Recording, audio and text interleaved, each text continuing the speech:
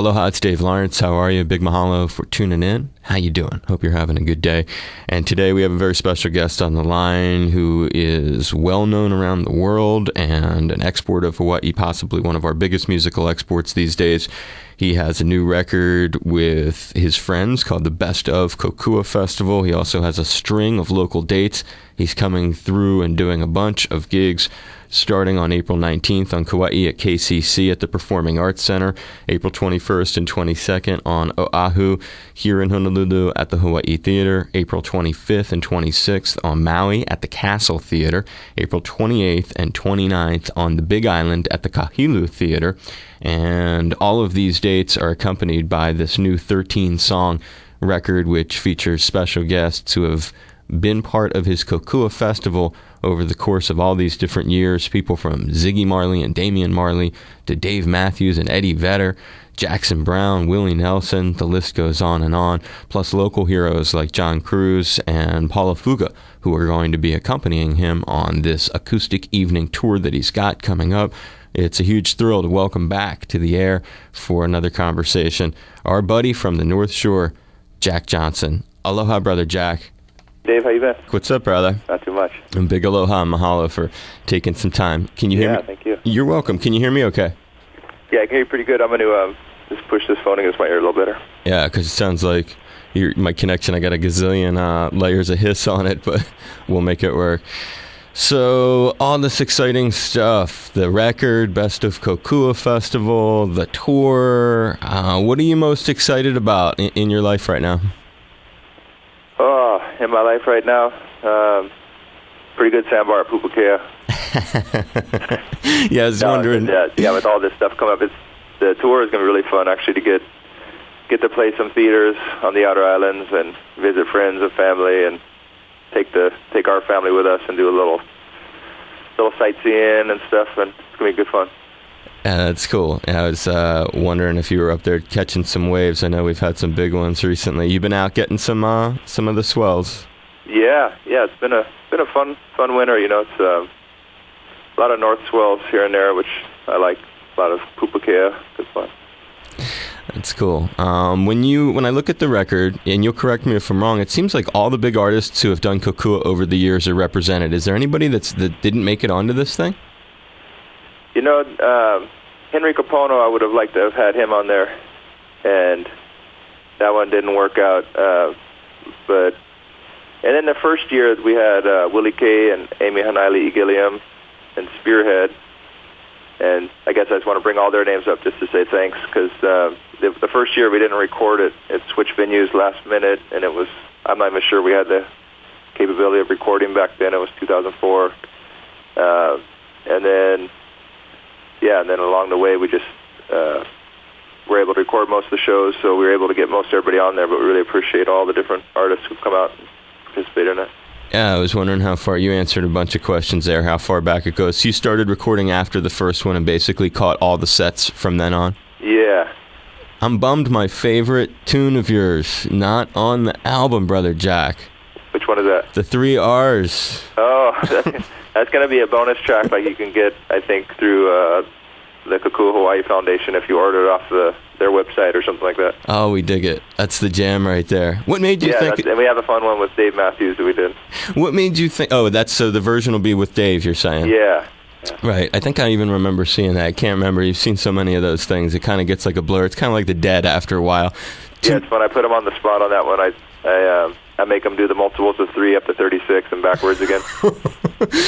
Pretty good. I was going to ask you about that too. You know, the thing about that song, it has such a spirit of, remember, because we're about the same age, like Saturday morning in the 70s when cartoons would be interspersed with those little public service messages that were musical kind of... Yeah, Schoolhouse Rock. Yeah, and it, like, when you wrote that tune, was that what you were thinking of? Because to me, it fits into that so well. Yeah, well, it was based off of one of the songs. Like, if you ever look at the credits and stuff, the song was written by me and somebody else. I forget the guy's name, but because I took the 3 is the magic number from the old Schoolhouse Rock. So your memory serves you well. All right, well, and it's and then I just went off of that and made the 3 R's. So I kind of wrote in the reduce, reuse, recycle part and all that. But those are great. I love those. Yeah, man. Just listen to those all the time. Those are super cool. They're inspirational, and they have a timeless quality, which is why I guess it's nice that your effort has that feeling too. Oh, thanks. Yeah, they got an amazing band on those old schoolhouse rock playing too. Yeah, dude, no doubt. It was very funky, 70s. Yeah, real funky stuff. Very analog sounding. When you think of all the Kokuas, is there a favorite one that you've done, Jack? Because they've been at a few different places, sometimes because of weather and other factors. But is there one that resonates, or are they all sort of just a blur?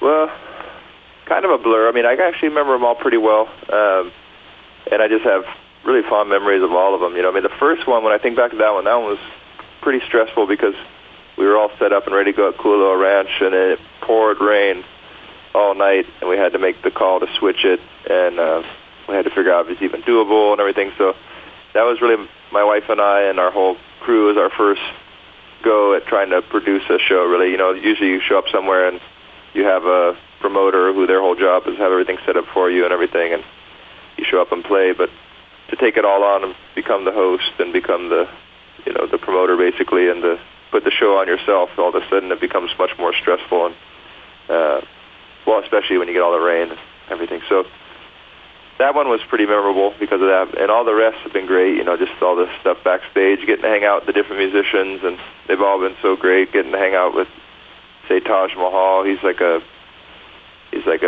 encyclopedia with music. It's just like getting to talk to that guy and get to hear these stories about being in the studio with different musicians. It's amazing.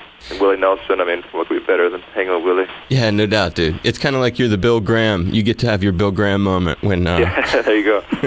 when you do those shows. Other than that time you just sort of mentioned without saying it, the Blaisdell thing. Have you done the arena other than that one time?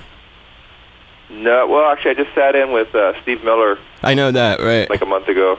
Right. And then I've seen the Cirque du Soleil there a couple times. I've seen a lot of shows there. I guess that's the first thing that popped in my head. I got to see, I saw Devo at Blaisdell way back when I was a kid. Is that your first concert there? That was my first concert ever. It was Devo. Wow. And then my first show at the Shell was Ziggy Marley, actually, in the Melody Makers back in, I don't know, it must have been like 8th grade or something, 9th grade. Yeah, that would be about when I remember him spinning through back in the Philly area where I was a kid. When you did that rescheduling because of the weather, that was at the arena, right? Is that where you guys Yeah, Blaisdell is where we ended up doing it. And is that the only time then that you guys have... Yeah, it's the only time I played the Blaisdell. Wow, that's cool. That's a great venue. I saw that. Nice, I was going to say, nice surprise with the Steve Miller thing. That was totally caught me off guard. So early in the set, too. It was like, what? Yeah, well, he ended up doing 2 versions of the Joker that night. And we were doing the Joker on tour this last summer. We started playing a lot because we had a friend that was playing slide with us on tour, and somehow we just messed around one night, and then we started doing it a lot of the nights. And then he got word we were doing it, and we were doing the same festival, and he invited me to come play it with him, and it was fun. It was great. And then he came to Hawaii and shot us a call, and he did two versions. He wanted to do it with the ukulele, and so we did that one kind of early in the night, and then I think he played it again later in the night, more like the straightforward version. It was tasty. It was good stuff, and it fits you. That's a tune that, not that there aren't, there's probably a lot of songs in his catalog that you could hop in and it would sound really appropriate, but that one, just of all tunes, I don't know, it just seemed to fit. Yeah, I love that song. Keep going. On the tour, just one note, I feel for my brothers in Hilo. What do they have to do? They have to convoy over to the Kahilu Theater, huh? Yeah, I guess so. Somebody told me that it's like midway, but that's not the truth, huh? I don't know, man. That's a long haul, my brother. Yeah, well, we're doing 2 nights there, and it's a lot easier just to set up once and then just leave it set up. It's so I guess we're being selfish. We're making them drive so that we can just go surf and stuff. Since I broadcast statewide, I got to think about my brothers and sisters in Hilo, so I'm sure sorry for the long drive. Well, I guess you're listening to me too. Yeah, well, I mean, exactly. They're hearing you. You can tell them yourself, but that's why I brought it up. I wanted them to feel included. I know you love them, Jack. Not putting you on the spot, brother. People will make it. You'll get to the Palace Theater one of these days. That's right. When I think about a couple other questions on a different sort of note, how has because you're really, I've lived here for 10 years. You grew up here, so you have a lot more understanding of this, but I've been here since 2002. And you grew up here. How has it influenced the kind of adult that you have that you've turned out to be. You're a very relaxed, mellow cat. Are there any observations you have as you travel around the world when you come back here each time about how Hawaii is a part of you? Yeah, well, I think just the pace of things, like growing up, and I've always lived pretty near the ocean, and so to hear a wave hitting the shore every 12 seconds or so. And then just a lot of that. My bass player, he's from New York, and him and I talk about this a lot, about how people's environments shape them, and, just hearing a lot of natural sounds. I guess I was pulled towards that kind of music. I mean, Taj Mahal, to bring him back up, is somebody who, like, hearing his type of music, and it was so acoustic and organic. I just loved it from the very beginning. And my friend Merlo, that plays bass in the band, he does a lot of programming and electronic stuff, and he's talked about how he lived in a place right above the subway and would hear, like, the rhythm of the trains and different things that were... So I don't know, I'm interested in that kind of stuff. It's pretty cool, and those, But then also just being at a place where there's so many different cultures all together, it's... I think it's taught me to be sensitive to different people's ways of believing. I think it's a beautiful place to grow up, to be able to understand that, there's not one way or the highway kind of a vibe. Instead, there's a lot of different ways of believing in different things, and different ways of growing up. And so that's been helpful to travel and having a background and already being aware of that, and being in schools where there's kids of all different ethnicities, and friends of all different ethnicities growing up, and then being able to travel and being able to kind of be sensitive to those kind of things when you're traveling. It's been really helpful, I think, to grow up in Hawaii. Good observations for sure. There's a lot about living on an island. It's hard to have a beef when you're on an island. People sort of have to compromise. I wonder how much that also just plays into that spirit of getting along. Yeah, that's for sure. With each other. You're a North Shore cat, so it would be wrong not to just sort of mention real quickly the wind farms up there. How do they fit into the 3 R's and keeping the country? Yeah, well, I mean, I like getting the energy from the wind. It's nice. It's also a nice indicator. If I'm going to go surf on the east side, I can tell if it's onshore or offshore from further away when I'm coming around the corner there. And I grew up mountain biking and hiking back there quite a bit and everything, and there's been different times where there used to be one about that same size, but there was only one that stood out there, and then there was another time there was smaller ones back there, and I'm pretty used to having windmills in that area off and on ever since I was a kid. But these ones seem to be on more of the time, and from what I've heard, windmills have gotten more efficient over time. The amount of time they can actually be running, and these ones spin around different directions and all that.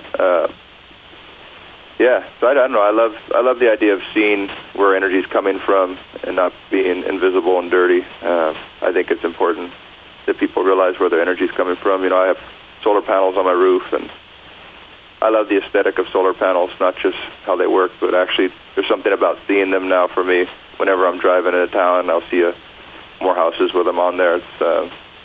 I really appreciate seeing where the energy is coming from so that we can be aware of it instead of it just coming from somewhere else and being oblivious to what's happening to get it.